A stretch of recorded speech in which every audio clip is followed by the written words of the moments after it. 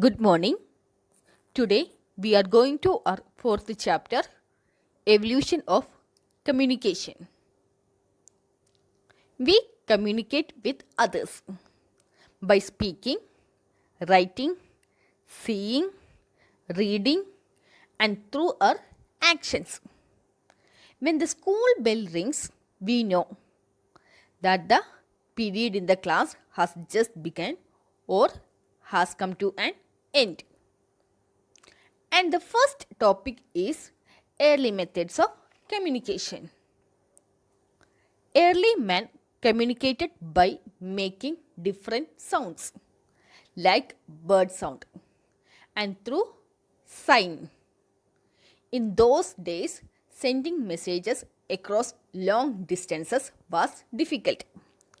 Man made use fire, smoke and beating drums to send messages across distances. Different method of beating the drum signified different messages. People at the other end responded by beating their own drums. Later on, the humankind started communicate by cave paintings. It is found on the wall and ceiling of caves. Drawing or painting was the earliest form of writing. Gradually, the pictures were replaced by sign and symbols.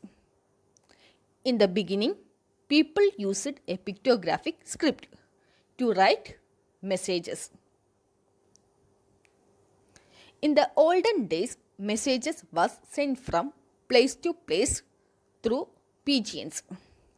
These pigeons were trained to carry messages, especially for military purpose, were known as messenger birds. Messages were written on paper and tied to the legs of the pigeons. Earliest means of communication are smoke signals, beating drums, drawing or painting, and pigeon post. These are the earliest means of communication. First one is smoke signals, second one beating drums, third one drawing or painting, fourth one pigeon post. And next topic is invention in the field of communication. And the first invention is printing press. It was invented by Johann Gutenberg. This is the first printing machine invented by Johann Gutenberg. And his first printed book was the Bible. What are the advantages of printing press? The information was readily available to a lot of people. Literary increased. People then had to access to books and other materials which were cheap and easily available. Now people can read the newspaper. Newspaper are printed in several languages. Newspaper is the important means of communication because people know what is happening in their country and world. Next invention is telephone. It was invented by Alexander Graham Bell. People could communicate with each other across very long distances. Today, it is the most widely used form of long distance communication.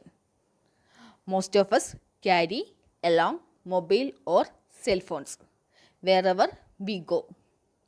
Mobile cell phones that are battery operated. And next is telegraph. It was invented by Samuel Morse. Samuel Morse introduced long distance communication with the electric telegraph in 1840. Messages started being sent and received accurately and in a faster and easier manner. Today, however, the telegraph is not used as a means of communication.